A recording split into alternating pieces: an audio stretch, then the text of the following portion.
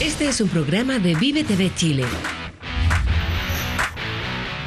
Estamos en tu ciudad.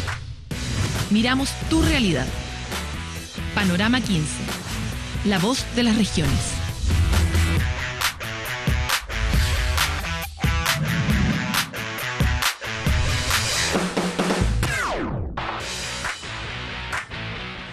Ardió Troya en el Parlamento esta semana, jornadas maratónicas de sesión de la Cámara de Diputados para aprobar o desaprobar la idea de legislar en torno a la reforma tributaria que ha planteado el gobierno. Sin embargo, a pesar de escuchar mucho sobre los distintos argumentos de los parlamentarios, escuchamos muy poco respecto de cómo esta reforma va efectivamente a mejorar o empeorar la situación de las regiones. Ese es el tema del capítulo de hoy en Panorama 15. Bienvenidos todos. Panorama 15. La voz de las regiones. Hace unos días veíamos en Panorama 15 la preocupación de la zona franca de Magallanes por el proyecto de reforma tributaria y cómo se va a ver afectada. Quisimos saber esta vez qué opinan en la zona franca de Iquique los empresarios y si también asumirían los costos, de acuerdo a su juicio, los consumidores de esta reforma. Arturo Arévalo nos cuenta más. Preocupación ha generado entre los empresarios de Zona Franca de Iquique la reforma tributaria, con la que pasarían al pago de impuestos por las utilidades que generen ante la eliminación del Fondo de Utilidades Tributarias. Juan Morales, gerente de la Unión de Empresarios de Zona Franca, explica la modalidad. Con el nuevo sistema, todo el mundo va a estar obligado a pagar sobre las utilidades generadas o devengadas, del orden del 22,5% respecto del 35% que paga régimen general. O sea, hoy día pasamos de un régimen de 0 a 22,5%.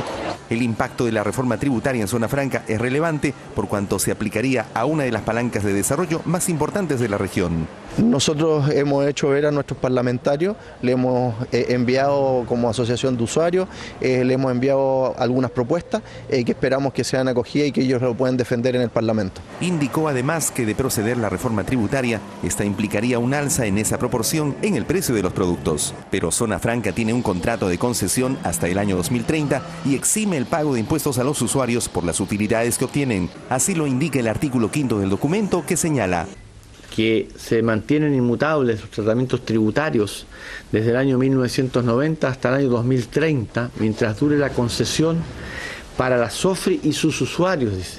En consecuencia, tenemos una regla de inmutabilidad. Nosotros estimamos que esa regla de inmutabilidad prima por sobre una modificación que el Ejecutivo envió en el decreto de Hacienda 341, que es el que regula la zona franca. En consecuencia, estimamos que la reforma tributaria no debería afectar a la zona franca ni a sus usuarios. ¿Y qué sucederá después del año 2030? Podría ser renovada. Ese es un tema que también va a estar en discusión en algún minuto, porque el sistema del centro de Zona Franca, el centro de negocio, ha funcionado muy bien. En consecuencia, no le veo razón para que no pueda continuar y prorrogarse. El presidente del directorio de Zona Franca añadió además que están haciendo las gestiones para entrevistarse con el presidente de la Comisión de Hacienda del Senado, el senador Ricardo Lagos, previa entrevista con los parlamentarios de la región para defender los intereses de la Zona Franca. Ya la semana anterior se reunió la Comisión Asesora Presidencial de Descentralización y una de las propuestas es la regionalización de las 3 empresas del Estado, como son la empresa portuaria de Iquique, el aeropuerto y la Zona Franca, y que todos los territorios que pertenecen a bienes nacionales sean administrados por el gobierno regional. En Iquique, Arturo Arévalo, Panorama 15. Ante los fatales episodios de contaminación que se han registrado en la Araucanía, este mes las autoridades evalúan extender la restricción del uso de leña a los nuevos sectores de la comuna de Padre Las Casas. El alcalde, por supuesto, aseguró que los perjudica directamente, pues son un pueblo que tiene pocos recursos y esta es la única manera con que se calefaccionan. La polémica en la nota de Silvia Payán. Cerca de 10.000 viviendas se sumarían a la medida de restricción en el uso de la leña que en invierno pasado afectará al polígono denominado Javiera Carrera, uno de los más acomodados de Temuco, medida que generó un rechazo inicial, pero que tras su implementación fue bien recibida principalmente por la población más afectada, enfermos crónicos, niños y adultos mayores. Sin embargo, la mala calidad del aire, que ha presentado 3 episodios durante el mes en curso, hace inminente la aplicación de la alerta sanitaria y con ello la polémica medida, que según autoridades aumentará la zona de restricción, incluyendo a Padre Las Casas, anuncio que generó el rechazo de las autoridades comunales que aseguran no hay alternativa de calefacción para sus vecinos. como médicos y como siendo parte de la red de urgencia de esta comuna, nos podemos decir que la enfermedad respiratoria, especialmente en nuestros niños, en los lactantes y en los adultos mayores, se ven incrementadas en un triple. Más allá de que se tenga conciencia o no que se está contaminando, el tema de qué otra alternativa le damos a la gente. Y ese es el gran problema. Uno podría pensar subsidiar el cambio, por ejemplo, de la combustión lenta a pellet, pero ¿quién va a ser el responsable de financiar eso? Afirmaciones que fueron refutadas por el especialista en biomasa Ronnie Pantoja. Pero verlo exclusivamente desde salud pública genera un atraso en las soluciones reales que hay que empezar a implementar en esta década, digamos. Aunque desde la cartera regional de salud no hubo una versión oficial, la aplicación de la alerta sanitaria y su restricción ya es un hecho. El casi $1.000.000 de pesos en multa que se arriesgaba durante el año pasado es lo que preocupa a las cerca de 300 familias de Fundo El Carmen que se niegan a ser parte de la restricción dado que compraron la leña certificada. ¿Qué pasará? Lo sabremos en las próximas semanas. Para Panorama 15 fue el informe de Fernando Recondo y Silvia Paillán. El abandonado edificio de los andenes de ferrocarril de Arica a La Paz tendría finalmente un útil destino. La Dirección de Bibliotecas, Archivos y Museos levantará una biblioteca pública sin alterar el patrimonio de la histórica construcción. Mario Pena con el detalle. En el año 2008, el gobierno regional compró el edificio del ferrocarril Arica a La Paz en la suma de 820 millones de pesos. En la oportunidad, estas dependencias habían sido destinadas para oficinas del futuro Ministerio de la Cultura. Pero pasaron los años y el proyecto quedó estancado. Se continuó con las conversaciones con la Dirección de Bibliotecas, Archivos y Museos, DIVAM, y el Consejo de Monumentos Nacionales, pero sin llegar a concretar esta aspiración. La DIVAM propuso al gobierno regional la construcción de una biblioteca en el sector de andenes, pero sin alterar la estructura que es parte del Tratado de 1904 entre Chile y Bolivia. La propuesta de la DIVAM es construir en ese andén una biblioteca regional, pero de tal forma que resalte el edificio, no que vaya a ser ni superior ni vaya a opacar al edificio. Incluso contemplamos la posibilidad de hacer un piso subterráneo, cosa que la edificación vaya o esté diseñada de tal manera que pueda resaltar la construcción antigua, que es la que tiene realmente el valor. El edificio del ferrocarril de Arica a La Paz, inaugurado el 15 de mayo de 1913, hoy se encuentra en muy mal estado, ya que presenta fallas estructurales producto de los sismos ocurridos años anteriores y del pasado 1 de abril, el cual acentuó aún más los daños. El edificio, patrimonio cultural, debe ser restaurado sin modificar su forma original, manteniendo la línea arquitectónica. El daño que tiene es un daño acumulativo de distintos sismos, hay daño estructural, lo que ha informado la Dirección de Arquitectura, y la idea es generar un proyecto de restauración integral en el cual hemos venido trabajando, donde se alberguen actividades culturales, artísticas, donde va a haber espacios también para las agrupaciones de los jubilados ferroviarios, donde va a haber una especie de sala interpretativa de todo el patrimonio ferroviario. Por otra parte, y pese a que desde enero del 2013 el tramo chileno del tren Arica a La Paz está activo, a la fecha no hay contratos para operar la vía. Según el gerente general del ferrocarril, Fernando Peña, hay propuestas muy interesantes para explotar comercialmente la línea. Agregó que están avanzados los trabajos de reparación de la vía, que resultó dañada en 80 kilómetros luego del terremoto del 1 de abril. Mario Pena, Panorama 15. Cuidar el medio ambiente con un negocio sustentable. Eso es lo que lo hace sustentable, claro. Es la idea central que ponen en marcha dos emprendedores del Maule gracias a un capital abeja.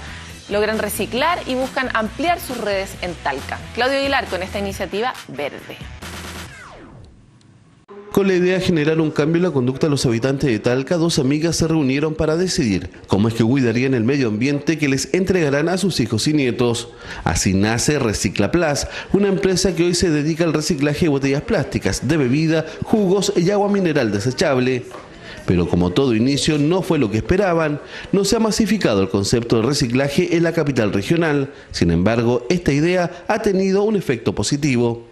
Llegamos a la alternativa que es el contenedor de malla y quisimos llegar a la población en definitiva, acercarnos nosotros a ellos y no que ellos tuvieran que ir a un punto limpio que les quedaba más lejos.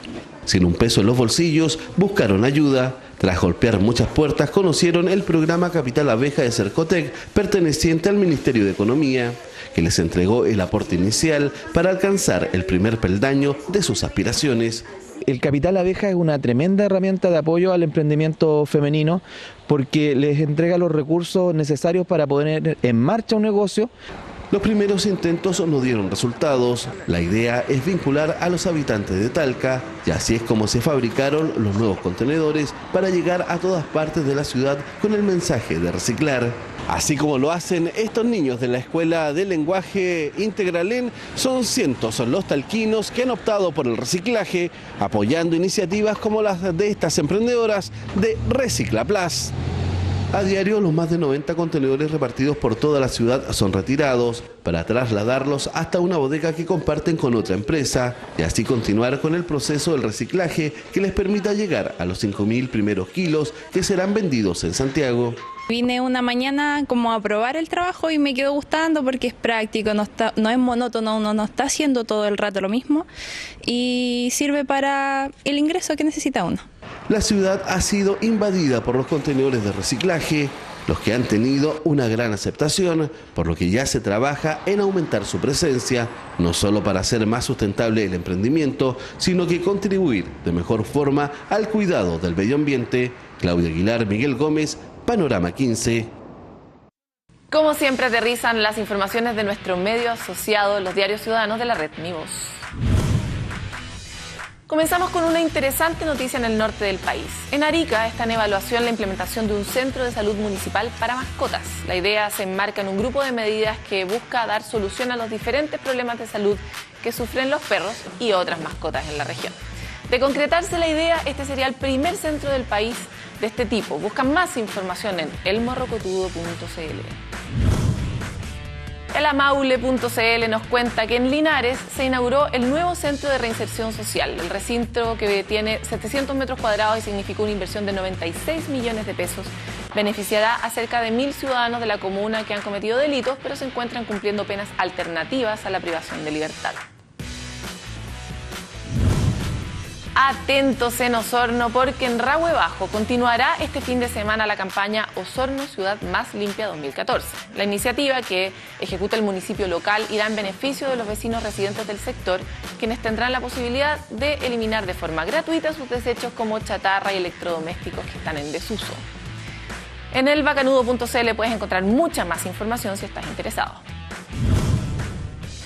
Y por supuesto, antes de ir a la pausa, queremos felicitar a San Marcos de Arica, que retornó a la serie de honor del fútbol chileno esta semana. Ahora sí, y con los homenajes que corresponden, nos vamos a comerciales, pero volvemos muy pronto. Panorama 15. La voz de las regiones. Panorama 15. La voz de las regiones.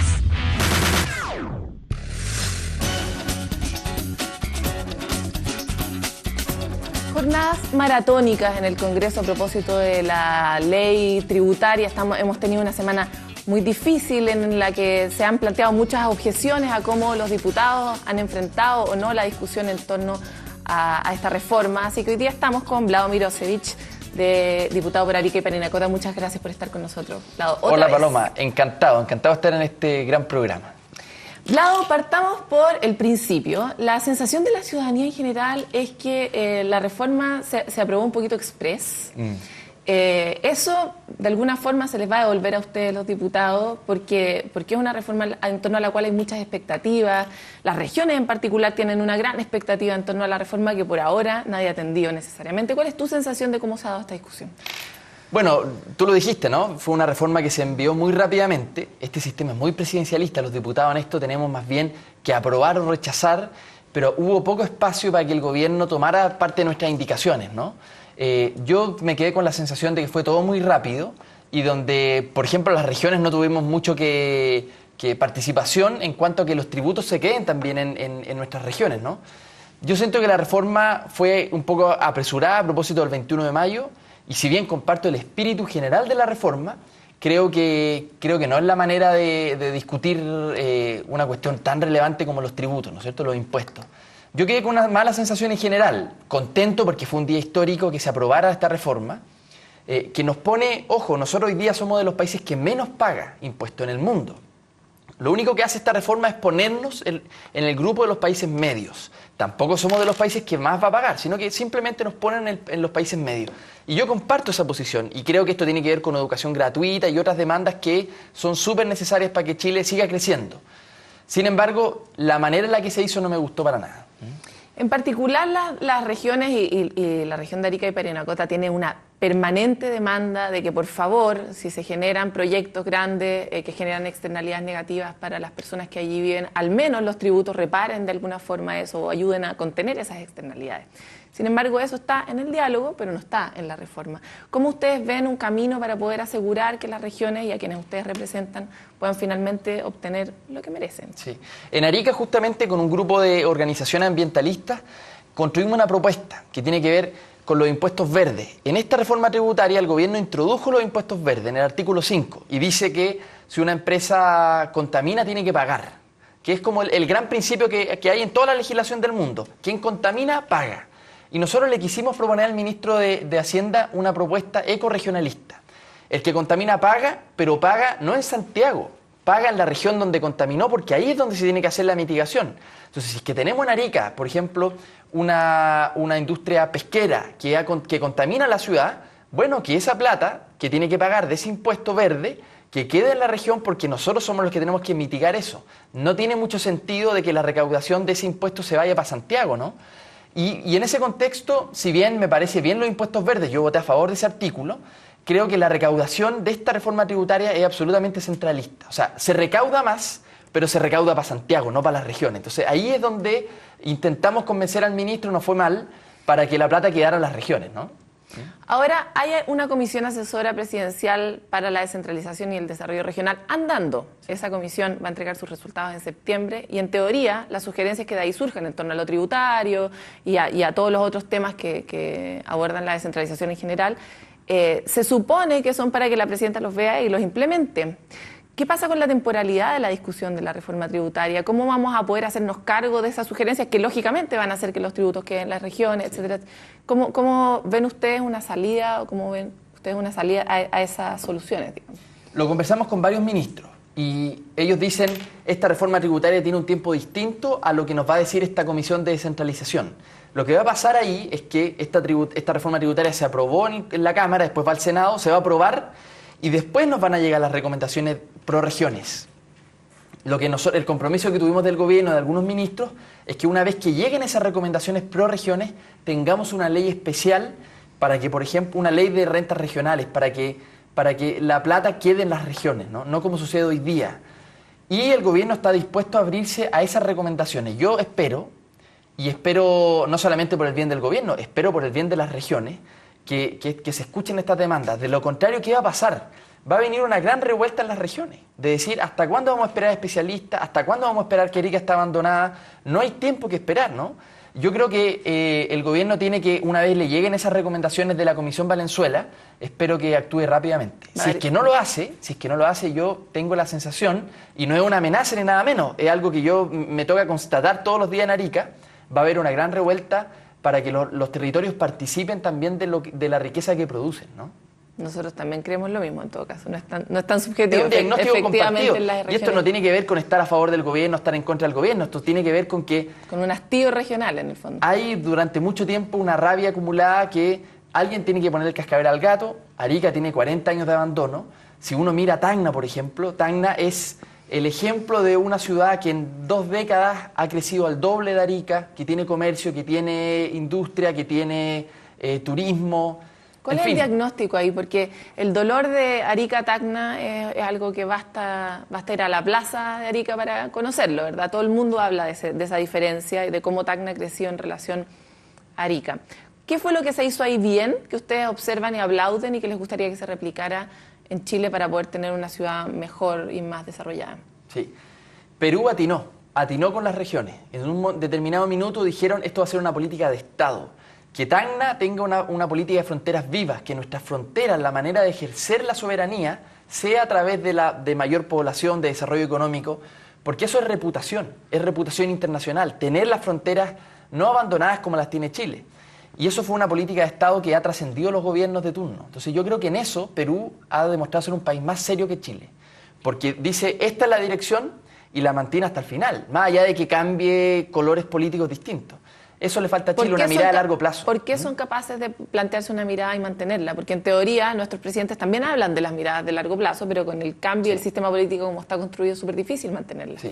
Yo creo que Perú entiende bien, ellos consideran a Tacna como el lugar donde le podemos ganar a Chile. Entonces han puesto toda la atención en Tacna, de tal manera de decir, nuestra frontera es mucho mejor que la frontera chilena. Y es más, si es que ellos siguen agudizando estas contradicciones económicas entre una Arica que está más bien con 40 años de abandono y un Tacna que está repuntando fuertemente, esas contradicciones económicas en un determinado minuto, dicen los peruanos, va a terminar incluso en Arica levantando banderas peruanas.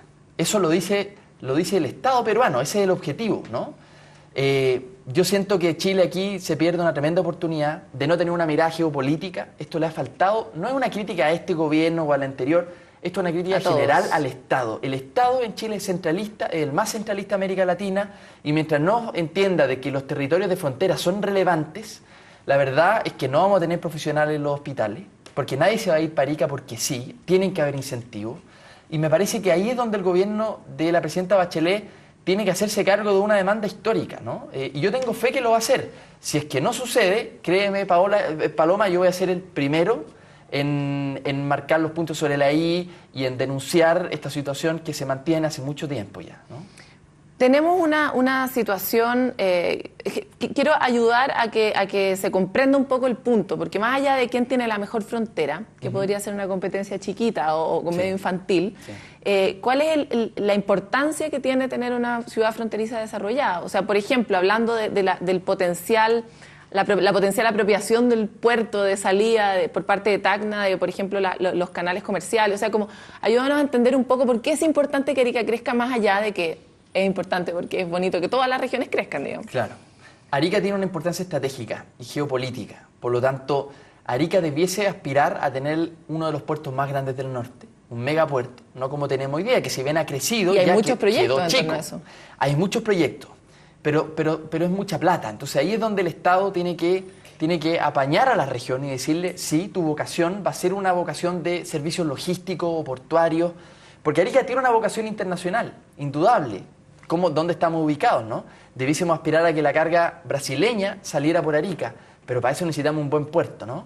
Entonces, son cuestiones como esas de mediano plazo, donde requerimos que Santiago y el gobierno y el Estado central nos acompañen en esos proyectos. ¿Qué es lo que va a pasar si es que no sucede eso? Tacna va a tener un gran megapuerto, va a agarrar la carga boliviana y peruana, y con eso va a matar un poco esta vocación internacional de Arica.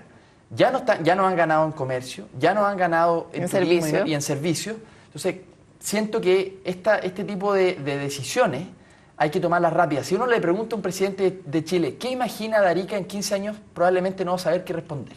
Si uno le pregunta a un presidente de Perú, ¿qué imagina de Tacna en 15 años? La respuesta es clarísima, ¿no? Entonces, yo creo que eso es lo que en mi rol y el de otros parlamentarios regionalistas que somos independientes, no estamos en el gobierno o en la oposición, es justamente poner esta agenda en la mesa y patalear. Nuestro rol es patalear en el Congreso, no es ir simplemente a decir sí o no, sino que instalar una agenda nueva, que no existe, que está ausente y que durante mucho tiempo no se ha discutido con la seriedad que se requiere.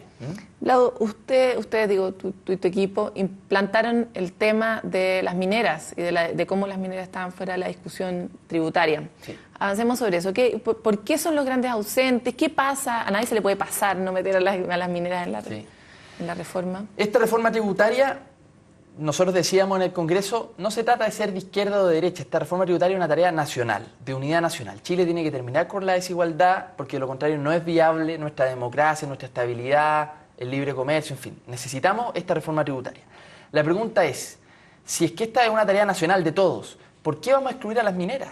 Las mineras, y esto probablemente muchos no lo saben, en Chile se paga el impuesto más bajo del mundo a la minería, más bajo del mundo.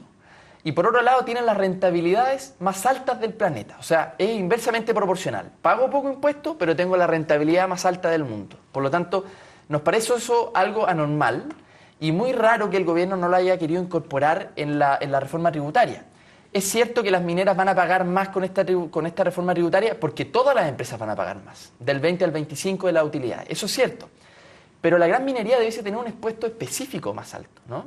Y eso es lo que quedó ausente, se lo dijimos al ministro, lo dijimos en la sala, se abrió todo un debate al respecto, porque nos parece que la gran minería tiene que participar de esta tarea nacional si es que un pyme se está poniendo para la reforma tributaria. ¿Cómo no le vamos a pedir a la gran minería que tenga un impuesto específico o un royalty más alto? Nos parece de todo sentido común, ¿no?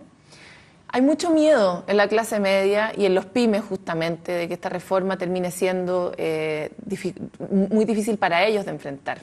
¿Cuál es tu diagnóstico respecto de estos sectores y cómo esta reforma los va a afectar directamente? Esta reforma está orientada sobre todo, por ejemplo, la eliminación del FUT, que es como el corazón de la reforma, está orientada más bien a las grandes empresas. Solo el 5% de las pymes utilizan el FUT. Por lo tanto, esta gran reforma, el corazón de la reforma, lo cierto es que no va en desmedro ni de la clase media ni de las pymes. Va más bien a hacer una justicia tributaria con las grandes empresas en Chile que no pagan impuestos en general. Hay muchas maneras de hacer una ingeniería tributaria y terminar no pagando impuestos en las grandes empresas. Y eso es conocido por todos los especialistas de izquierda a derecha, había un consenso al respecto. Por lo tanto, la eliminación del FUT, lo cierto es que no va a afectar a las pymes y tampoco a la clase media. Sí hay otros temas en la reforma tributaria que no pudimos discutir, que no pudimos votar por separado, que a mí me preocupaban con respecto a la clase media, pero en general yo diría que ha habido mucha desinformación y una campaña de desinformación promovido por algunos para que esto más bien se confundiera el debate. Porque esta reforma tributaria va hacia los grandes empresarios, eso no cabe ninguna duda. Y habían algunos que se decían defensores de la clase media, que votaban en contra por la clase media, lo cierto es que estaban defendiendo a los grandes empresarios. Con quienes, por lo demás, yo no tengo nada en contra. En Chile, en general, tenemos una clase empresarial con respecto a América Latina bastante buena. Pero justamente por eso hay que hacer una reforma tributaria, porque no podemos tirar el chicle de la desigualdad más. Tenemos que pedirle a esos empresarios que en Chile le va bien, porque Chile es un país estable, en paz, pedirles también que participen de esta justicia social que Chile requiere. No pueden estar ajenos.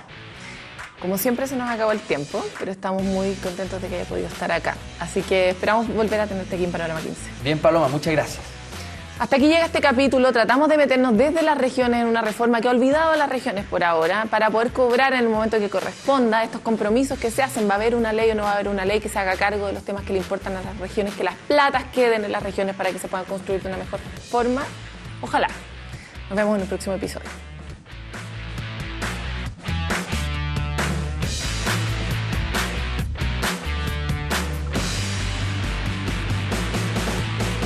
Este es un programa de Vive TV Chile. Estamos en tu ciudad. Miramos tu realidad. Panorama 15. La voz de las regiones.